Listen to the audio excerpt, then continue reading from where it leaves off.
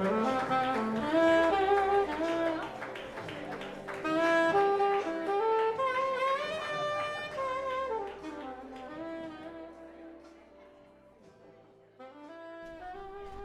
good morning, Washington, D.C. and the whole world. My name is Oja Vincent, otherwise known as DJ Oja, representing the Force Trajectory Project here in D.C. live at the Eaton. And I'm sitting here with Marion Gray-Hopkins and several other family members of people who have been victimized by the mechanisms of state terrorism. This weekend, there was a beautiful event that we're going to talk about, and also family members will be here right now talking about what they're doing in their areas with their organizations to fight for justice and to heal in the process. So I'd like to welcome everybody today. If we can go around and introduce ourselves. I've already introduced myself. If everybody can please say their name, the name of the loved one who was lost, and the name of your organization. And then we'll just get into an organic conversation. If we start on this side with Earl. Earl Lewis. I lost my cousin, William Chapman, 2015, April the 22nd. And with that being said, I'm here to represent, talk about how it happened, when it happened, moving forward. My name is Terrance. I'm here representing my uncle, Denver Smith, who was killed by the police on camera in 1972, November 16th. We've recently started a foundation to raise money for scholarships for kids to be able to do what he wasn't able to do, and that's continue their college education. Good morning. My name is Marion Gray-Hopkins. I am the proud mother of Gary Hopkins, Jr., who was murdered in Prince George's County on November 27, 1999. I am the president and co-founder of the Coalition of Concerned Mothers, an organization that is unfortunately comprised of mothers that have lost their loved ones to police brutality, community violence, and also we have mothers that are impacted by mass incarceration. Hi, my name is Sheila Banks. I'm the godmother and auntie of Corey Jones that was killed on 10/18/2015. And the name of my organization is Live, Serve, and Care. Good morning. Excuse me. I'm Gina Best. I'm the mother of India Kager, who was stalked, ambushed, and murdered by Virginia Beach Police SWAT team with my 4-month-old grandson in the backseat of her car. I am here by the grace and the love and the energy of Marion. No organization, but part of certainly this wonderful Queen Mother here.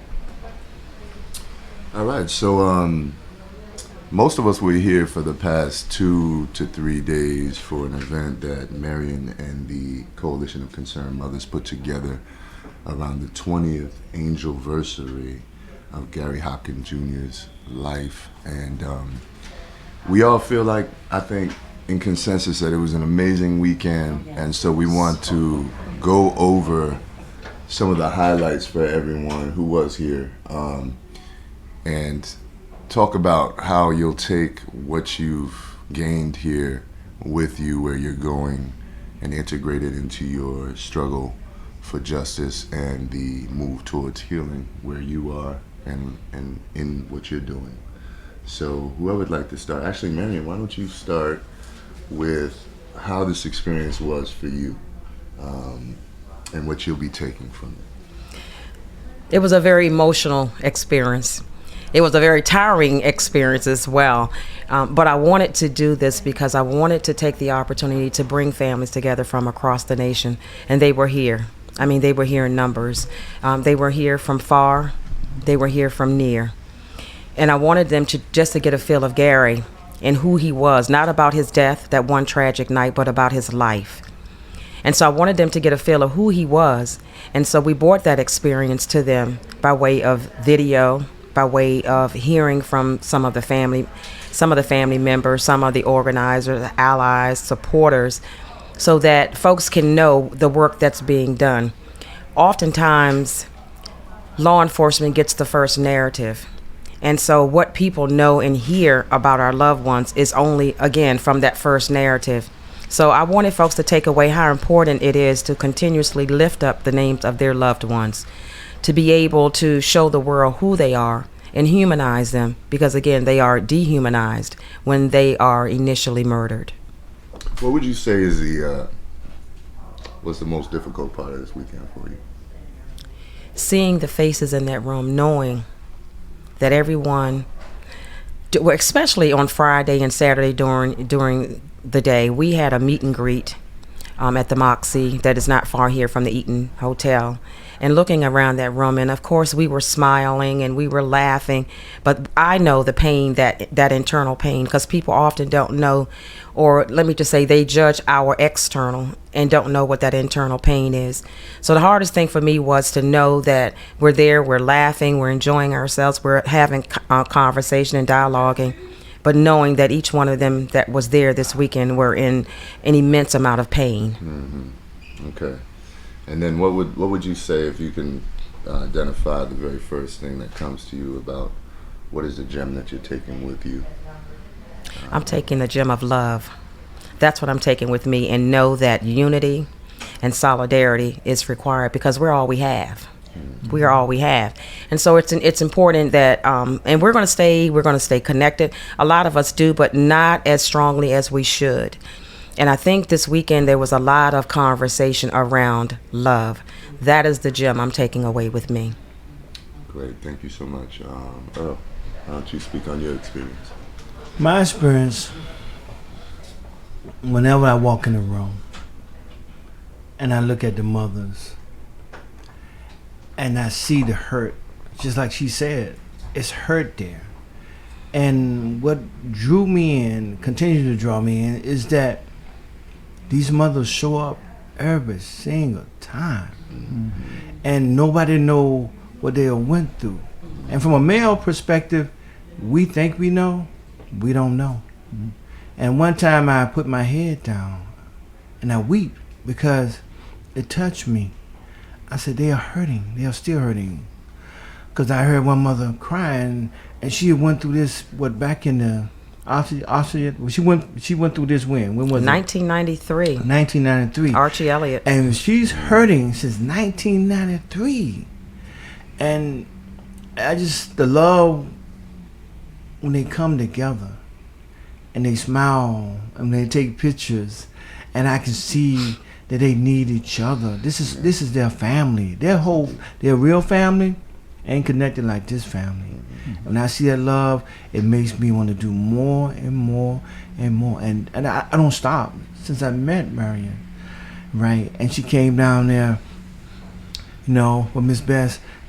They came as a team of women who was intelligent, who was smart, and could speak better than the governor, It was funny, because I'm looking at like these ladies are speaking, I'm going like, whoa, But they articulated so well, but the hurt, And one of the things they said was that, guess what? You never want to be a part of this club.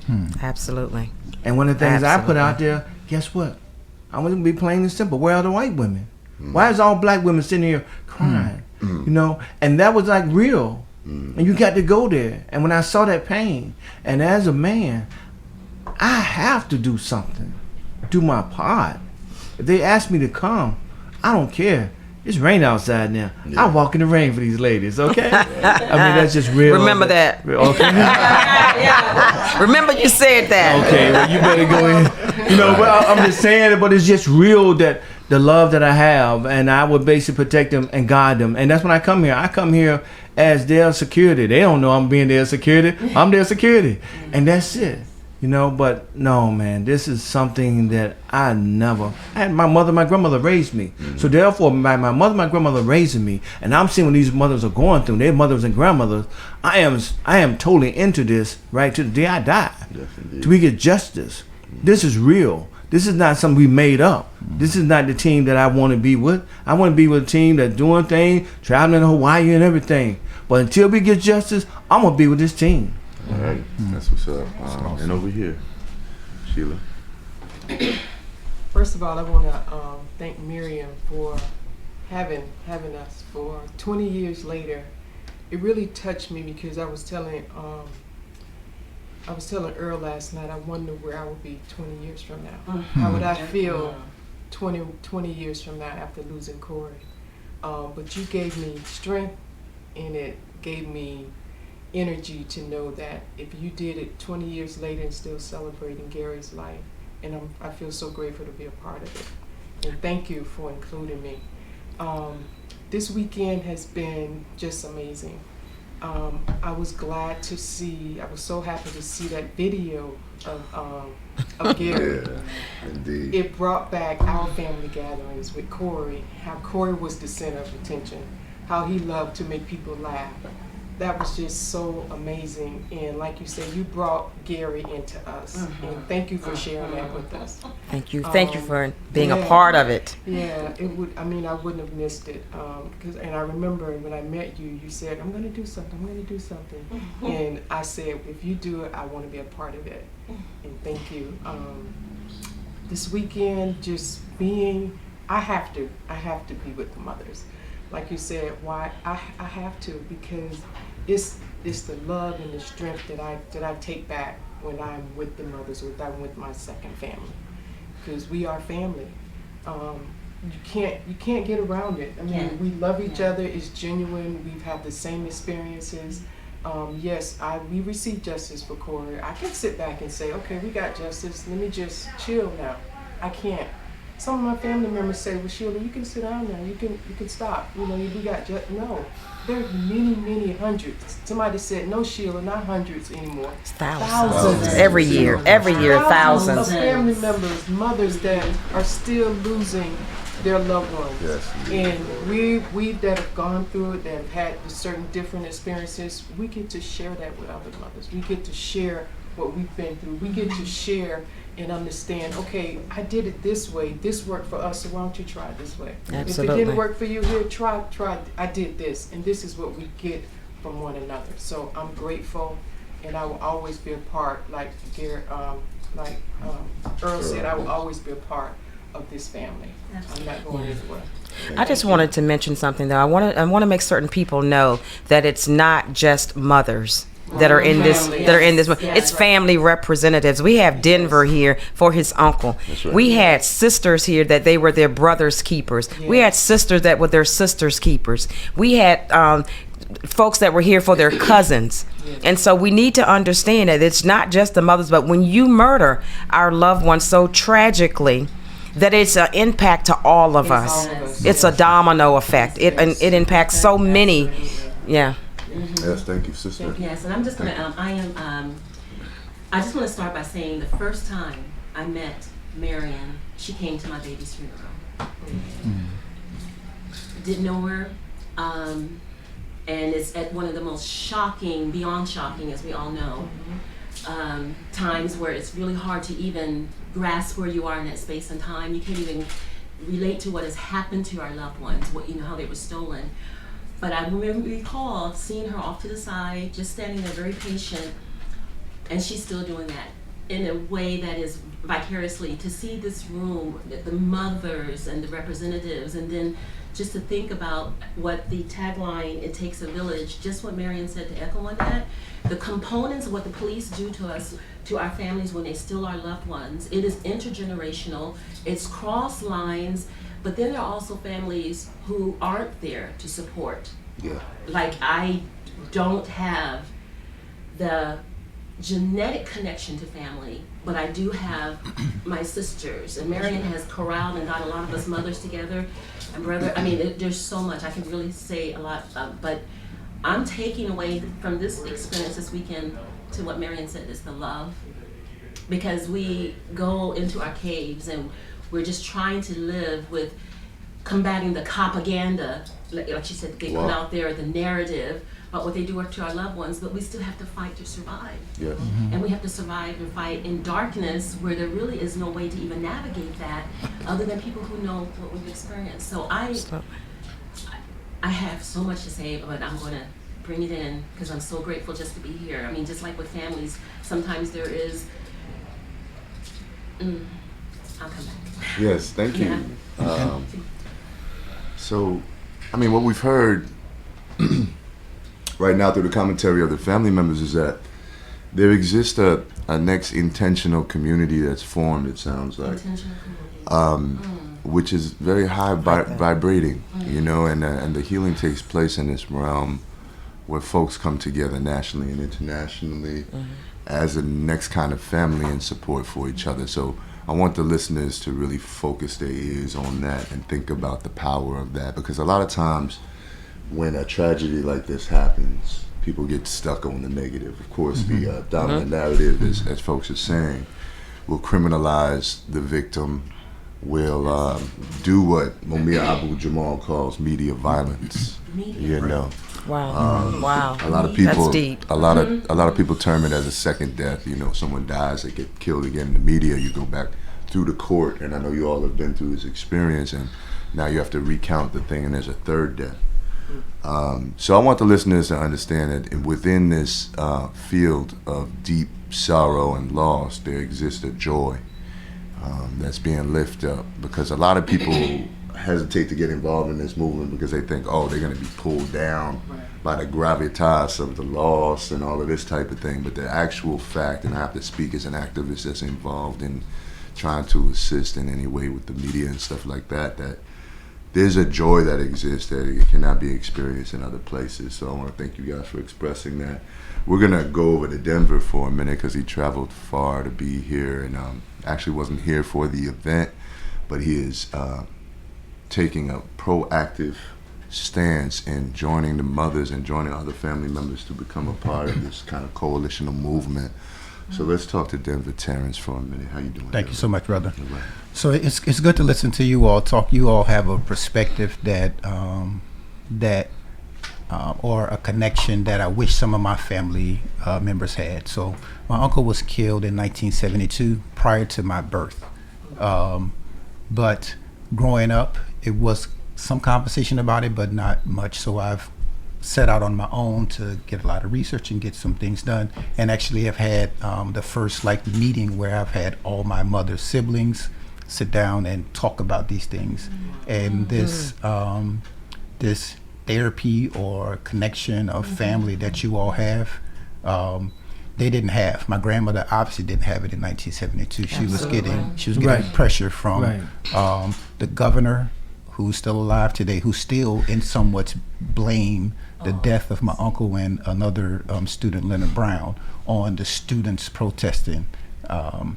And it's good while it's tragic and there's it's a terrible situation, having people around that could understand what it is you're going through, I think is very helpful. And I hope it is. It's and very, very much. And my mom's siblings, I think they talk amongst themselves a little bit, and they kind of went through this for the past 47 years or so, in this isolated thing. But I think having a broader perspective with other people who went through something similar will be very helpful to them.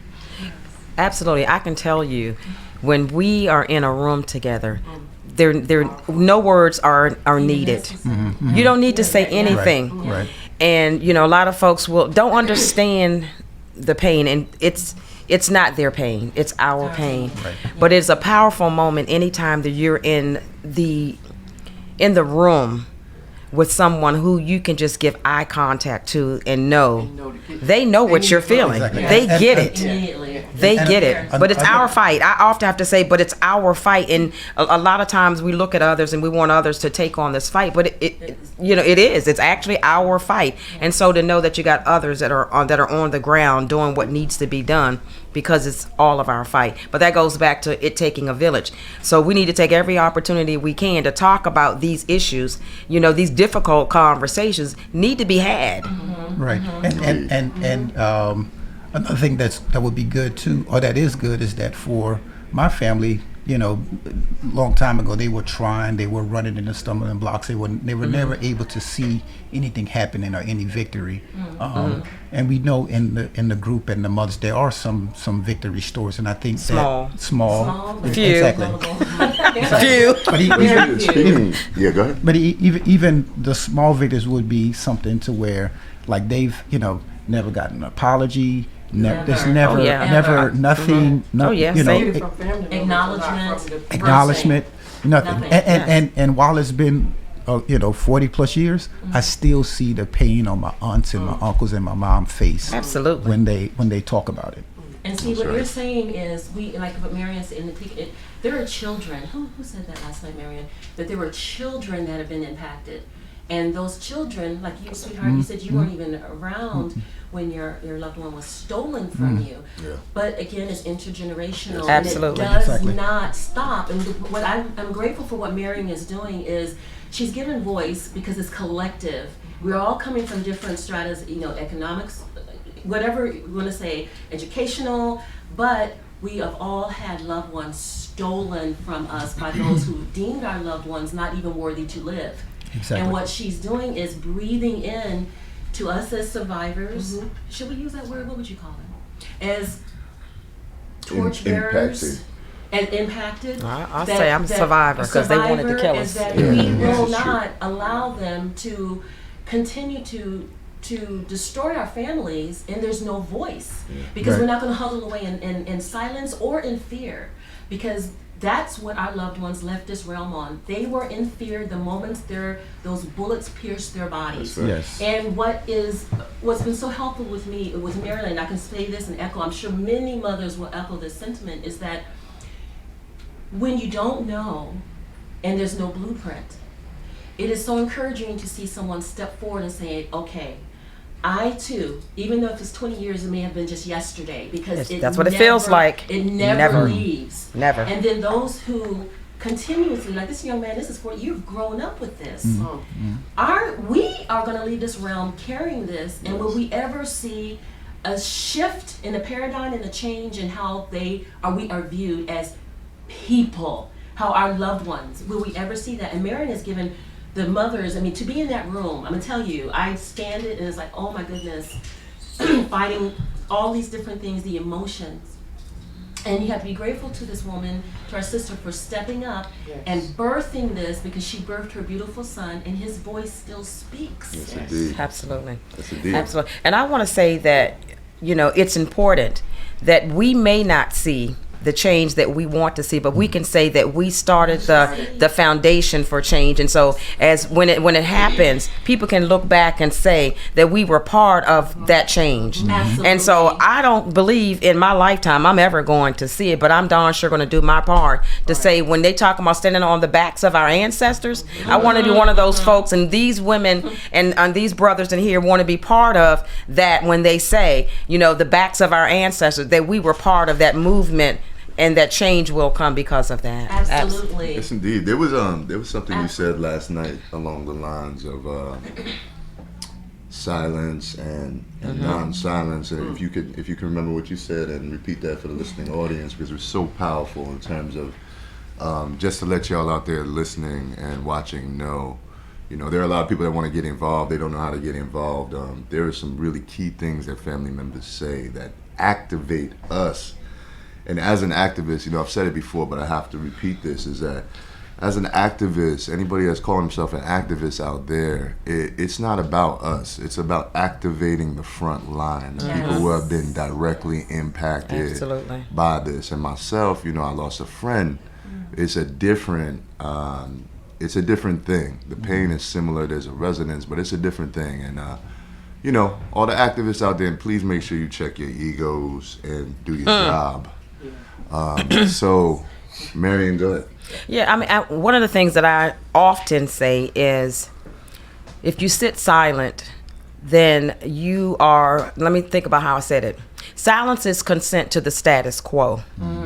And if you sit back and you're looking for the next person beside you, oh, this person is doing something, or that person is doing something, but you're not doing your part, then you're part of the problem. So again, sitting silent and doing nothing is consent to the status quo. Say that again. And I want to just, what Marion just said, because I took some notes last night, a brother said, excruciating consistency. Do you ever recall that?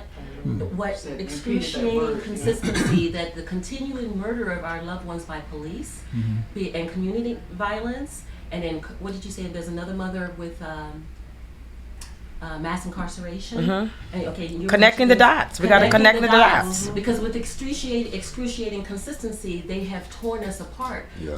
Marion and so many mothers now are turning the tide on that, because we live with excruciating pain every day that is irrevocable, irreversible, inescapable, and for eons has been inexcusable. There's no reason for what has happened, but I love what our sisters are doing as speaking for the loved ones, because they're, Marion being a mother, there is a cosmo connection. And she labored in the birth of Gary. And I love the vines, how, there's so much symbolism to that. But with excruciating consistency, we're going to let them know no more of this. Mm-hmm. And she's starting this with the Coalition of Concerned Mothers, and it takes a village. It's birthing a new movement. If Mothers Against Drunk Driving can do it, absolutely. Yes. It shall be done. I think also, right, you need to have more men involved, yes, period. Brother. Now, when I show up in the room and there's like, I would say 100 mothers, and there's like maybe 5% men. My first question to my cousin was, I looked at her, I said, you know what? If you for real, I got you. I said, now, this is a man fight. It was a man who took my cousin. It was a man who shot him in the head. It was a man who shot him in the heart. Okay? No, this is a man fight. And I took that task on for my family, because I realized, for being the oldest male in my family, was like, oh, you don't do this.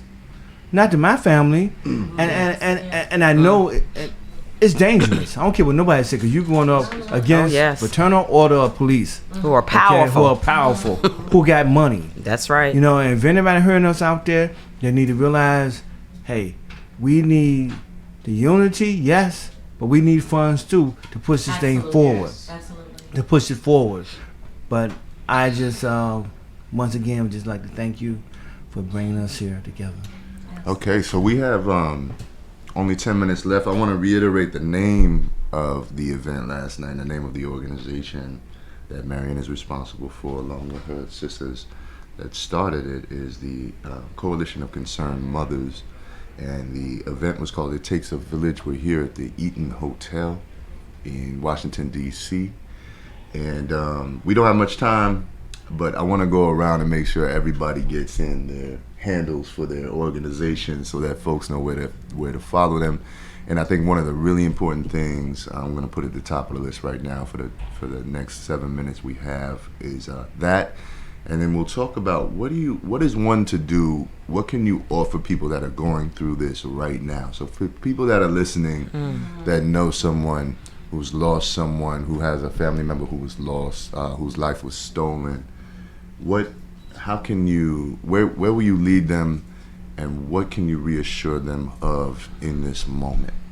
All right, and we'll start, of course, with Marion. I don't know if you should start with me, because that's a very difficult. Well, that's a difficult question to answer, because there is no roadmap, and I think Gina said it. There is no blueprint, but I think it's important.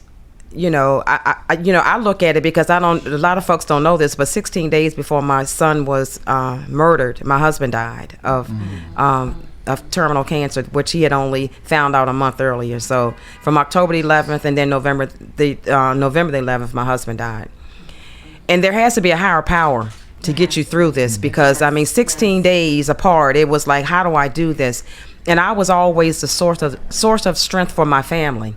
So I really didn't have family. When I broke down, everybody broke down. So I had to stay strong. But I know that God got me through this. He had to hold me, because people said, how did you get through it? And I say, but God. But God. So for whatever, if you're spiritual, because I'm not a very religious person, I'm a spiritual person.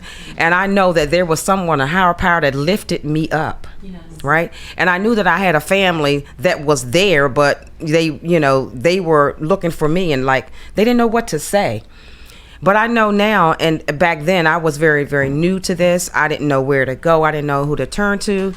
But if there are organizations out there, there are people that are genuine, because you're going to find folks that aren't really sincere about this, right? Yes. And you think they got your back, but they don't. But know that, look for an organization where there are, like the Coalition of Concerned Mothers, and if it's not just us, but there are a lot of organizations out there where there are mothers and their families that are, as I like to say, they're not new to this, they're true to this. But reach out. reach out to them. And how would one reach out to your organization, man? we have the Coalition of Concerned Mothers. We have a Facebook page, Coalition of Concerned Mothers. We have organization page. I think it's cocmdmv.org. But if you just, look up Coalition of Concerned Mothers, you should be able to find us. I'm not the best with keeping up with what the handles are and things like that. But and Denver, your organization and where people can find you at? Our organization is the Denver Smith Foundation. You can find us on our website is denversmithfoundation.org. We're also active on social media, mostly Instagram, Denver Smith Foundation, where you can go there and get information about the things that led up to the incident and what happened afterwards. Also, you can donate and support us in that way. We also have T-shirts, and we're looking at other products to put out there to raise money for scholarships. But Denver Smith Foundation. And to get to your point about what is it that we should be doing, I think everyone has a role to play. I think in a lot of cases we get caught up in our day-to-day life, and then we're not as active as we should be about things. And that's for every generation and every individual. Everyone has a role to play where they are, whether that's reposting something, sharing the story, writing a check, absolutely, showing up to the courthouse, participating in our government system in some way, making sure that not only it's nice to be able to react to some of these things, but it would be better if we can prevent people from being a part of the club of having their loved one killed by the police. So I think we should do some work in focusing on that so that we're not sitting at this seat. Absolutely. We're going to go over here and come back to you. Sheila Banks again. My foundation is Live, Serve, and Care, president and founder. And I was also our previous foundation was Anita Banks Justice for Corey Foundation. And Anita Banks was my sister, which was Corey's mom, and she died of breast cancer 10 years prior to Corey's death. So we were very close, so her fight became my fight. And that's what pushed me out front. And like you said, what is that thing that keeps us going? And I think it's just being present. Being there for the mothers. If you hear that something happened, just be. You don't have to say anything. Just be there. Just show up. And I think that has helped me. That's what I do. Whether it's a family member, whether it's my new family members, or a friend, just showing up. And I think that's very important. And we're on Facebook, Live, Serve, Care, so you can find it there. Great. Mr. Lewis? Well, I'm Earl Lewis. I'm connected to everybody. I just jumped here. If they say show, I'm a soldier. I'm a veteran. And I love y'all. And I say that to say this, right? Anybody who basically gave that organization, sit around this round table can find me. If they basically looking for me through y'all, because I'm gonna be there. And that's absolutely, from the bottom of my heart. And we thank you. So I'm Earl Lewis. I'm a veteran, retired firefighter. I just saw calls from Portsmouth, Virginia, and I just put it on the map. And I basically brought in, of course, the mothers, along with the Nation of Islam, along with the NAACP, along with just put it all the way out there, the Black Panther, and we brought it, and we fought this. We fought it together. So it takes organization like y'all to make it work. So I'm connected. I'm a soldier. Yeah, it takes a village. It takes a village. Your organization? Well, I'm an organization of a mom who's been connected through our dear sister Queen Marion. But I will say that what has been so helpful is when imagine, if you will, has helped along this journey is the candle, just one flicker, and it's surrounded by darkness. And what I visualize is all of our loved ones coming together, not only holding their individual candles, but it dissolves into a huge roaring fire, that torch that we must carry. So that helps me a lot of times when I feel very alone, surrounded by ancestors and our loved ones, which you do in that invocation. But I would say also for the children, being that India has the baby who was in the car is permanently disabled, and Evan is on the autism spectrum, I will be starting work for children, and being a grandmother in this space, having to bridge that gap as well, and then also the celestial gap as well, along with our mothers, our sisters, and cousins, and aunts, and loved ones. And I will be working with Marion. Marion has stood by. Y'all just have to know, okay? There's been some stuff, but I'm grateful because all the time. No, came very heavy. Lost a very loved sister's loved one just a day ago. I came in feeling very heavy trodden, which is our journey every day. We all can speak for that. But I'm not leaving in that same space because I know that's every day for us.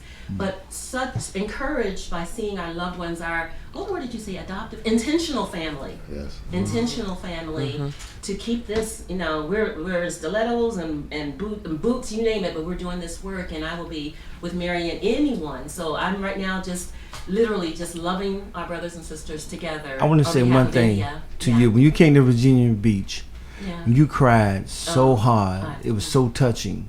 But what I'm saying, when you see that, it moves the whole room. And as a man, it was no way I could leave that room without saying nothing. And he didn't. He came. You came. I mean, literally an embrace. I'm gonna let you know that not being surrounded by men, even though they're there on the cusp, we get immobilized. And I love what Marion said again about silence. Say something. That's right. Don't stand by and watch your loved ones languish in what word is it, Marion? Misery. Say something. I mean, don't walk on eggshells, because we don't know every day. We had to take that phone call, and all of us, and still with the reality that we're living this every day. Please say something. Don't just be only with your words, but also please give, donate, help, support, find out everything, whatever you can. Yes. All right, well, we're kind of running out of time, so I want to again reiterate the thanks and the humble appreciation that we have for these family members here, especially Marion Gray-Hopkins, that stood up and held up the life this weekend and every day of Gary Hopkins Jr. and all the family members who were lost, you know, because I've never seen Marion solely hold up Gary. She always makes it a point to make sure that everyone is held up and included. And last night, I think one of the most beautiful moments was seeing her acknowledge every single family member in the room and talk about every instance. And we didn't have a chance here to go over the actual stories about your loved ones, you know, and I have to apologize about the time limit, but I do want to say thank you to Jamil Hamilton for coming down here and engineering the show. Of course, I'd be remiss if I didn't mention Nisa's son, who does most, if not all, of the heavy lifting for Force Trajectory Project, as well as the whole team of young people at UNLV who are following in their footsteps and who we're very proud of for the work that they're doing. So we want to say thank you to the listening audience. Thank you, family members, for being here. Thank you. And thank you to the Eaton Hotel and Establishment. And yes, please go to forcetrajectoryproject.com. Excuse me, forcetrajectory.com, not Force Trajectory Project. And check out some of the narratives that we've put together in terms of rehumanizing loved ones who've been dehumanized by the popular media, corporate media. Absolutely. And we will continue this work as long as we're breathing. Thank you, y'all. Have a great rest of your day. And Ashe. Thank you. Thank you. Thank you.